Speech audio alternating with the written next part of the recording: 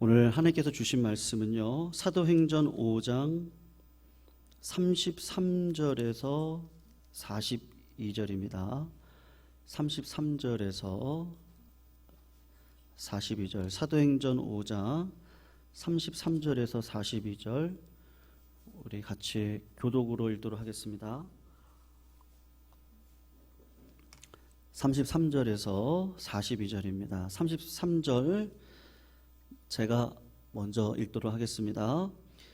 그들이 듣고 크게 노하여 사도들을 없이 하고자 할세 바리새인 가말리엘은 율법 교사로 모든 백성에게 존경을 받는 자라 공회 중에 일어나 명하여 사도들을 잠깐 밖에 나가게 하고 말하되 이스라엘 사람들아 너희가 이 사람들에게 대하여 어떻게 하려는지 조심하라.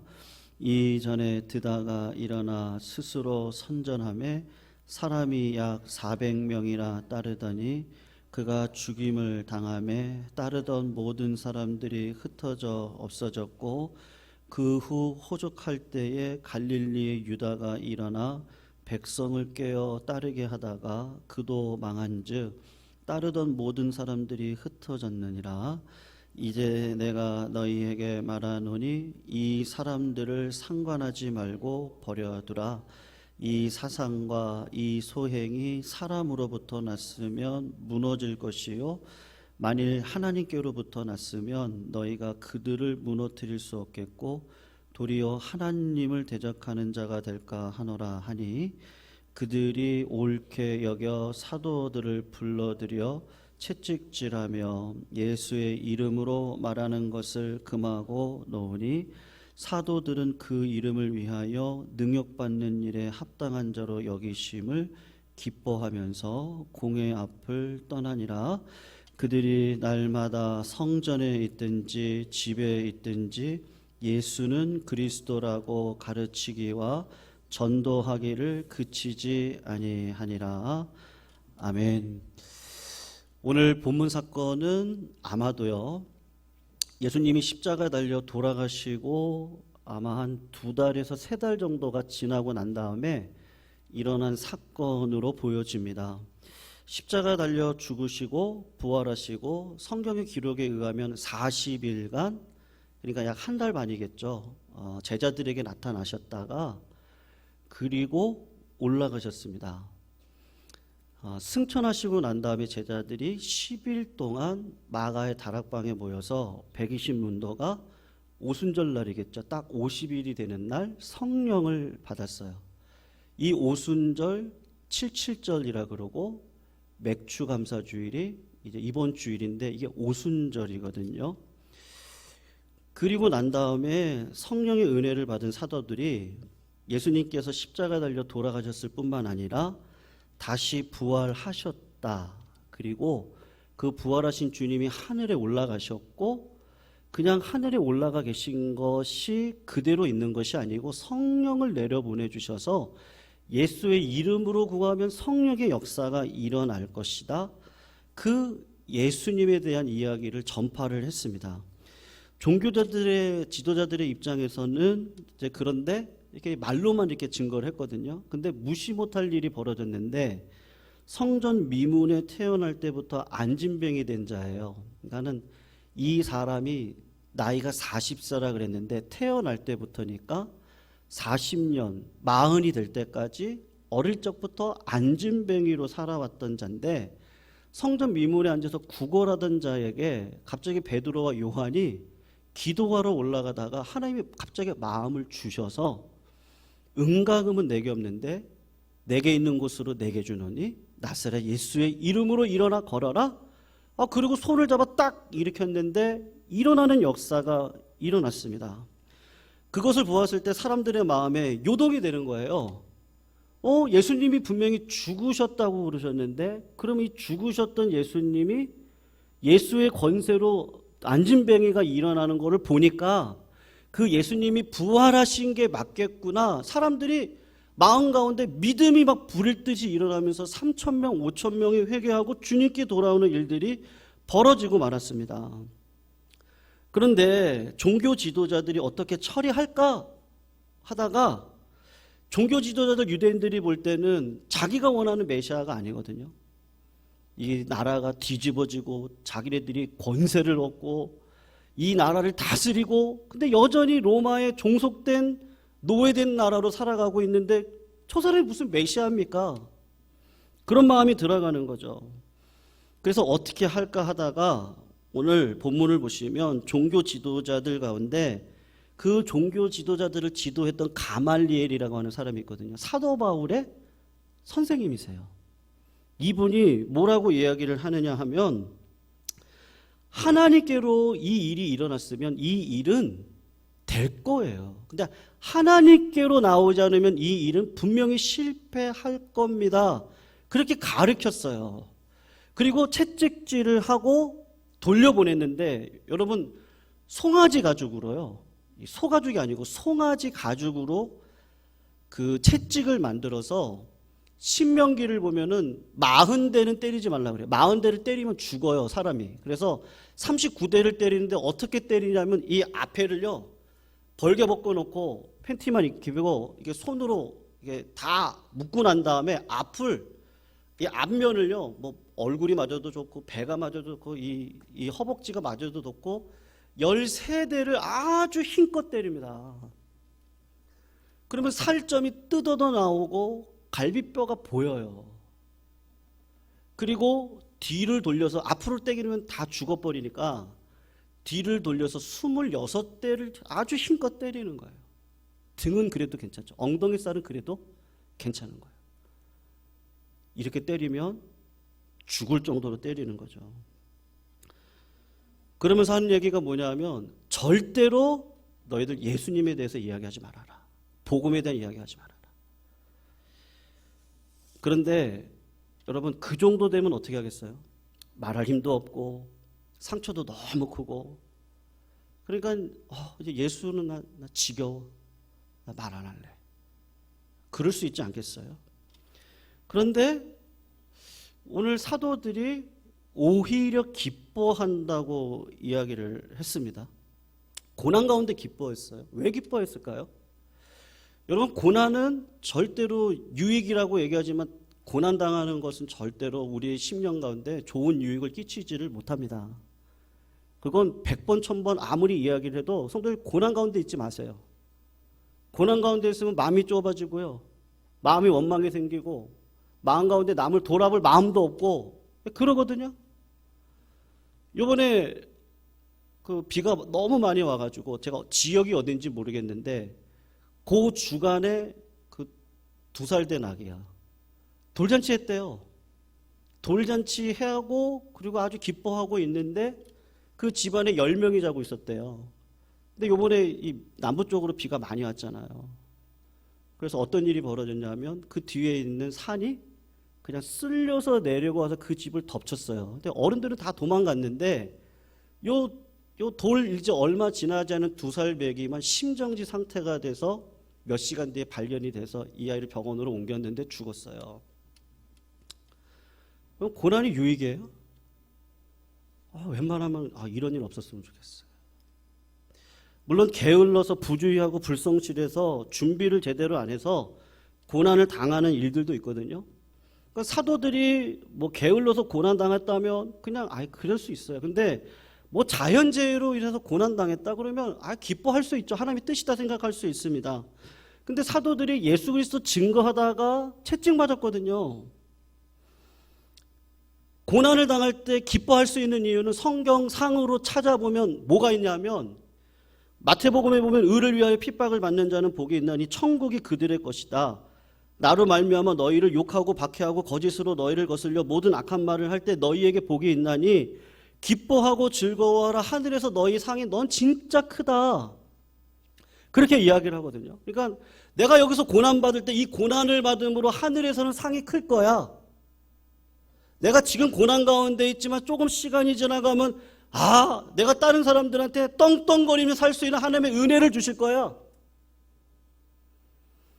그런 걸로는 기뻐할 수 있겠죠. 근데 지금 사도들이 고난을 당하는 것 자체를 기뻐하고 있거든요. 하늘의 상급이 크기 때문에 기뻐하고 있지 않습니다. 실제로 그런 능력을 가지고 살아가시는 성도님들이 이 땅 가운데 많이 계셨어요. 교회 역사를 보면 80세가 다 되었어요. 로마의 압제를 의해서 화형을 당하였던 폴리캅이라고 하는 교부가 있거든요. 80세를 사셨습니다. 체포하러 왔던 로마 군인들이 보니까 이분이 너무 얼굴이 선하세요. 부도덕한 게 하나도 없고 이교적인 가르침을 할 분도 아닙니다. 그래서 이 젊은 군인들이 할아버지 그냥 예수님 안 믿겠다고 한마디만 하세요. 그러면 저희들이 그냥 살려드릴게요. 당신이 뭐 이렇게 화형을 당할 일이 없는 것 같은데 그냥 예수님 안 믿겠다고 할아버지 한마디만 하세요. 제안을 했습니다. 근데 폴리갑이 했던 말이 있었거든요. 내가 46년을 하나님을 섬겨왔습니다. 그런데 46년 동안 그분은 단 한 번도 나를 거절하지 않았습니다. 그런데 내가 어찌 이런 나의 왕을 부인하고 욕되게 할 수 있겠습니까? 나는 이 자리가 감사합니다. 그리고 주님의 뒤를 따라갈 수 있다고 하는 이 은혜를 주신 게 감사합니다. 저는 부인할 수 없습니다. 그리고 화형을 당하셨거든요. 역사 속에서 실제 있었던 일입니다. 사도 바울이 무엇으로 인해서 감사하느냐 하면 내가 교회에서 열심히 봉사하고 열심히 신앙생활하면 내가 내세에도 복을 받고 천국 갈 것이고 금세에도 많은 상을 받을 거야. 그런 생각이 없습니다. 지금 교회를 사랑하고 말씀대로 살고 믿음으로 사는 일에 열심을 내는 이유가 뭐냐 하면 그냥 다른 이유가 없고 그냥 은혜 때문이에요. 은혜. 그리고 그 은혜로 우리 주님이 걸어가셨던 그 길 있잖아요. 신앙이 성숙하고 신앙으로 살아가면 짐을 져야 될 일이 많아요. 하나님 우리를 아비 어미로 부르시거든요. 마냥 어린아이와 같이 우리를 불어놓으시 않으시고 말씀의 밥을, 기도의 호흡을, 고난의 연단을 통해서 어른이 되면 이게 내 뜻대로 살아가는 게 아니고 내가 십자가를 져야 될 일들이 있구나. 이게 영광이라는 걸 알거든요. 이게 은혜다.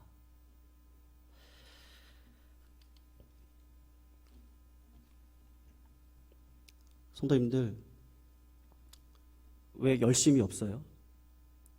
그냥 한번 생각해 보시죠. 관심도 없어요. 믿음으로 사는 일에 관심 없어요. 하나님을 알아가는 일에 귀찮아요. 뭐 그렇게까지 신앙생활 해야 돼요? 왜 그러죠? 제가 볼 때는요, 열심 문제가 아닙니다. 인간의 열심이요, 상황만 바뀌면 그 열심은 언제든지 수그러들일 수 있습니다. 근데 하나님께서 주시는 은혜가 뭐냐 하면요, 은혜가 뭔지를 알게 하셔서 그 은혜가 너무 커서 열심으로 살아가는 인생으로 바꾸어 가시고 어떠한 상황 가운데서도 감사할 수 있는 자로 우리를 바꿔 가시더라고요. 상황이 좋아서 기뻐하고 상황이 나쁘니까 또 절망하고 원망하고 불평하고 이게 아니고요. 하나님의 은혜가 늘 커요. 늘 커요. 늘. 나를 이런 자리에 불러주신 은혜가 너무 커요. 하나님의 나라와 의를 위해서 하나님이 나를 일꾼으로 불러주셨고 그 가운데서요 십자가를 지게 하셨고 이게 너무 힘든 게 아니라 억지로 지는 게 아니라 감사해요. 왜 나를 불러주신 은혜가 너무 가슴 깊이 알겠어요. 은혜 하나님의 은혜라는 책이 있거든요. 근데 여기에 실화가 다 실화인데요. 한국 여자 어린아이에 대한 실화를 적어 놓았어요. 전쟁 시절인데 전쟁 고아로 태어났습니다. 이 여자가요. 한국 전쟁에 참전했던 미국 흑인 군인하고 처녀였던 한국 어머니 사이에서 호녀라로 태어났어요. 이 아이는 아버지를 본 적이 없어요. 출생 시기도 몰라요. 근데 그냥 부산에서 태어난 걸로 추정을 하고 있을 뿐이에요. 이 책에 나오는 이 여자가 자기 기억으로는 3, 4살 때 기억이 처음이라 그러더라고요. 추석 때인데 그때를 기억하는 거예요. 자기 나이가 3살 때, 4살 때인데 이때를 기억을 해요. 너무 애틋해서 엄마가. 왜 애틋하냐 하면 가족과 친지들이 모여서 재미있게 사탕도 먹여주고 예쁜 옷도 입혀주고 즐겁게 시간을 지냈던 그 기억이 첫 번째로 나고, 그런데 추석 때 제일 기억에 남는 게 뭐냐 하면 엄마의 얼굴을 봤는데 3살 때하고 4살 때 그때쯤이니까 엄마 얼굴을 봤는데 엄마 얼굴이 너무 침울해져 있는 거예요. 그 기억이 너무 생생화되는 거예요. 친척들이 추석에 모여서 자기 어머니한테 이야기를 하는데 어머니가 재혼을 하려고 하는 거예요. 재혼을요. 미혼모가 된 호녀란 아기를 가지고 있는데 어머니가 결혼하려고 하는데 남자가 나타난 거예요. 근데 그 남자가 원하는 게 뭐냐? 저 튀기. 쟤는 데리고 오지 말아라. 여러분, 전쟁 끝난 시기니까 얼마나 힘들고 어려워요. 그리고 여러분, 그 당시 튀기는요, 대단했던 때입니다. 튀기들은 인간으로 쳐주지 않을 때더라고요. 제가 이 책을 보니까 그렇더라고요. 엄마가 결혼을 해야 되는데 저 딸을 어떻게 할 수 없으니까 아주 심각하게 우울한 표정을 짓고 있었던 거죠. 다음 날 아침에 어머니가 이 애를 데리고 기차를 타요. 보자기 하나에 어머니가 점심과 여벌의 옷을 준비해서 기차를 타고 어머니가 기차에서 내리면서 이렇게 얘기를 하는 거예요. 너 어디 도착하면 4살짜리 애인데 어디 도착하면 삼촌이 기다리고 있을 거야. 이야기를 해주고 어머니가 기차를 내렸어요. 기차가 종착역에 도착을 했는데 아무도 나오지 않는 거예요. 그러니까 역장이 기차를 이렇게 검사를 하다가 3, 4살 된 애가 혼자 있으니까 이유를 물어본 거죠. 그러니까 이 애가, 그 조그만 애가 4살짜리 애가 엄마가 삼촌 온다 그래서 기다리고 있어요. 그렇게 이야기를 하니까 역장이 딱 보니까 얘가 튀기거든요. 그 당시 그냥 얘기를 하는 거예요. 죄송합니다. 그 당시 여기 나와 있는데 튀기다고 그러니까 역에서 쫓아냈습니다. 그래서 이 4살짜리 애가 역 앞에 있는 소 달구지에 들어가서 하룻밤을 자고 그 다음날 삼촌이 올 것을 생각하고 역 앞에서 계속 기다리고 있는데 안 오죠. 그리고 얘가 혼자 살아가는데 2, 3년 동안 시골에서 혼자 생활하는 거예요. 그래서 그 당시 고아들이, 전쟁 고아들이 많으니까 여름에는 고아인 아이들하고 만나서 여름에는 뭐 가수원 들어가가지고 채소밭 따먹고 참외 훔쳐먹고 메뚜기, 방앗개비 이런 거 마른 것들 먹으면서 잘 지냈는데 그 당시 고아들이 많이 죽었답니다. 근데 이 아이는 그해 겨울을 살아서 넘겼어요. 자기는 안 죽은 거예요. 4살 때 들쥐를 잡는 방법을 배워서 그 들쥐 꼬리하고 귀하고까지 다 먹는 것을 다 먹었대요. 그렇게 4살짜리 아이가 껍질과 귀와 꼬리까지 먹으면서 살았습니다. 그러다가 3년이 지나고 7살이 되었을 때 농부들한테 잡혔는데 얘가 튀기잖아요. 혼혈하잖아요. 이런 아이가 죄수가 없다고 도둑질한다고 우물에 던져서 끝도 보이지 않는 우물에다가 얘를 던졌는데 이 아이가 옛날 우물 다 기억나시죠? 이게 돌멩이로 층층층층 올라와 있잖아요. 근데 던졌는데 우물가에 빠지지 않고 튀어나와 있는 돌을 어떻게 잡았어요. 그래가지고 그걸 버티고 있는데 한 할머니가 오셔서 두루박을 내려서 살려주었어요. 그러니까 이 아이가 지내놓고 보니까 그렇게 생각을 하는 거예요. 하나님의 은혜다. 하나님의 은혜다. 그 할머니가 살려놓고는 그 말은 기억이 났대요. 어떤 말이냐면 명심해라. 이 사람들이 반드시 너를 죽일 거다. 근데 할머니가 이렇게 얘기했대요. 그러나 너는 꼭 살아야 된다. 그렇게 이야기를 하고 이 아이에 먹을 것을 주고 돌려보냈다는 거예요.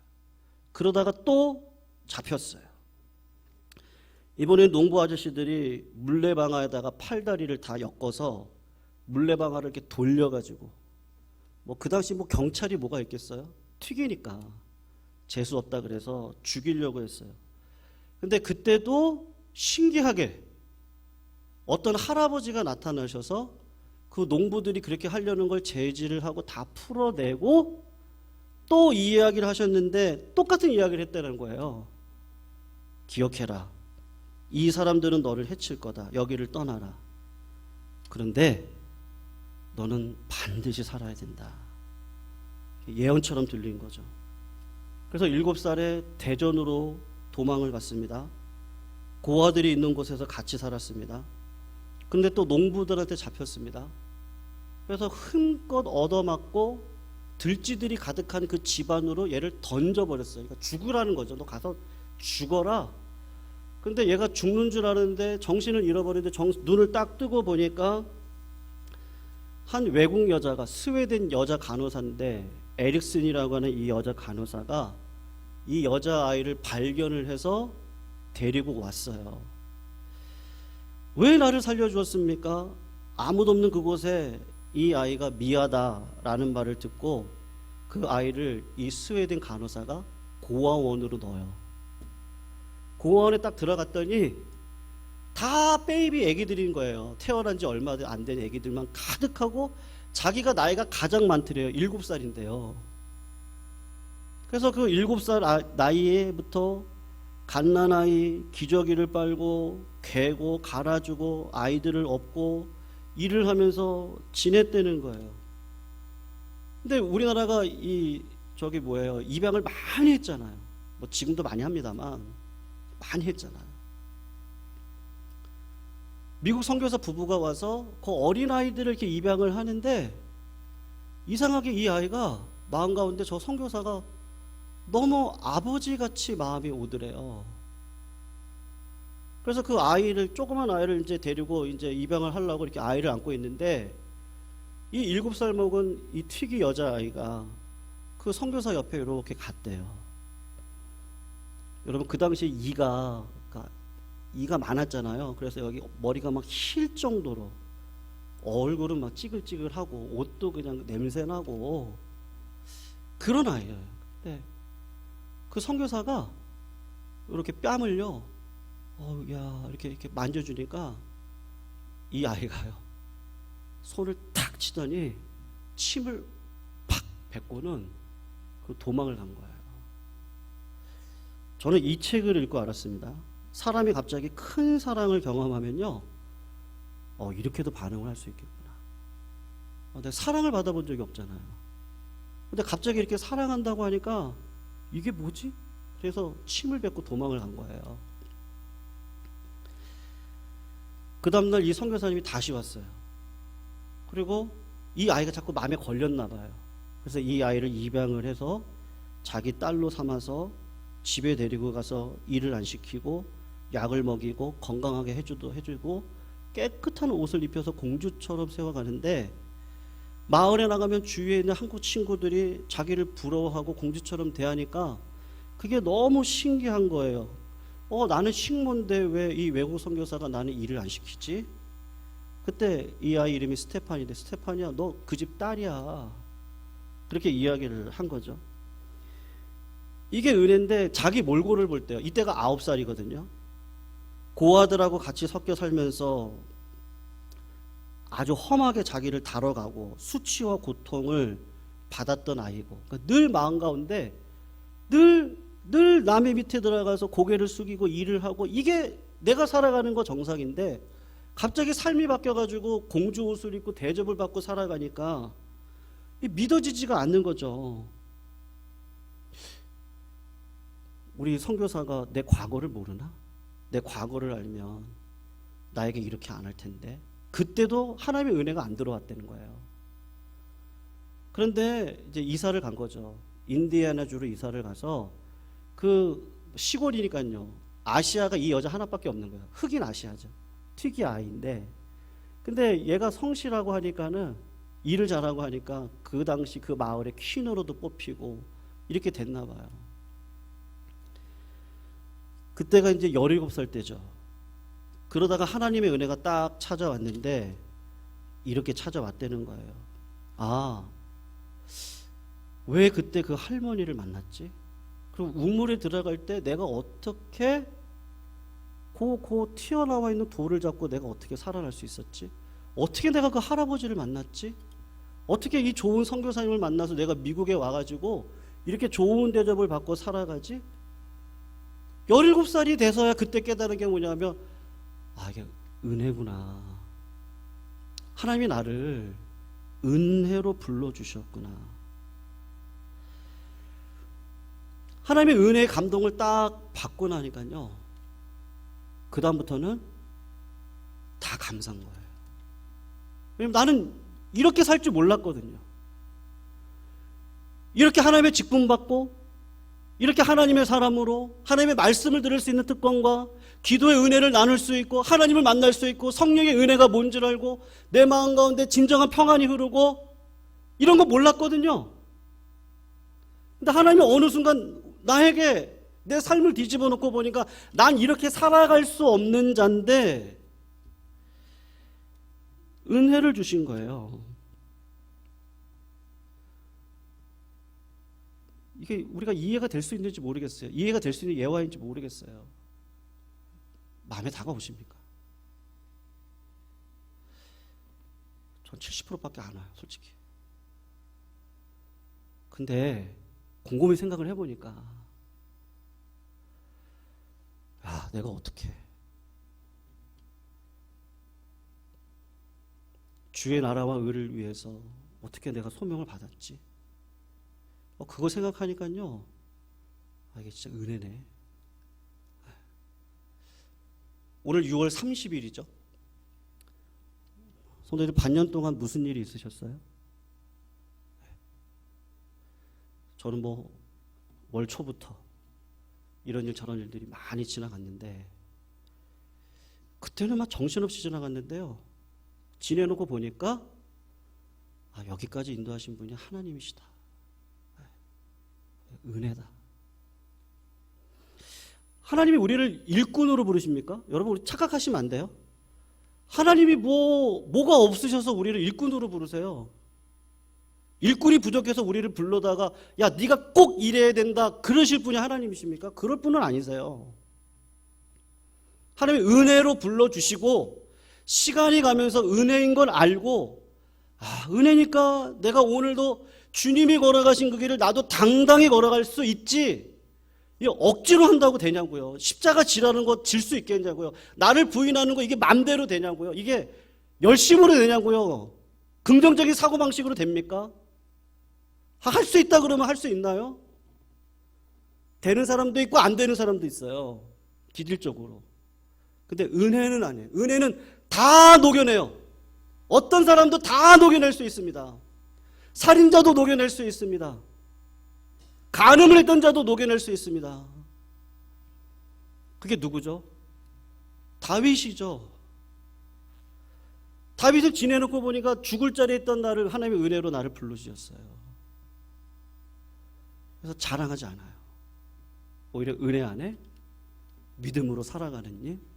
내가 져야 될 십자가가 있으면 그걸 지고 걸어가는데, 오늘 이 사도들, 아니 무슨 정신병자예요. 우리 41절 한번 보십시오. 사도들은, 우리 같이 한번 읽어볼까요? 41절입니다. 읽겠습니다. 시작. 사도들은 그 이름을 위하여 능욕받는 일에 합당한 자로 여기심을 기뻐하면서 공의 앞을 떠나니라. 여러분, 고난을 받는데 어떻게 다고요? 아, 당연한 거다. 아, 이건 영광의 상처다.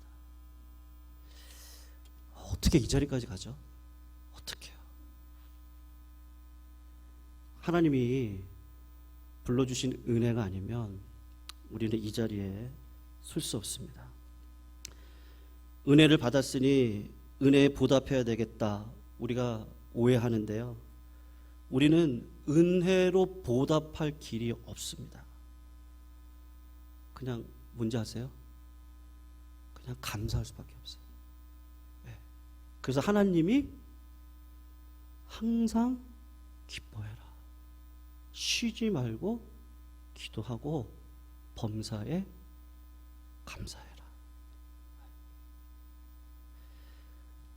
우리가 얼마를 갚아야 하나님께 은혜를 다 갚겠어요?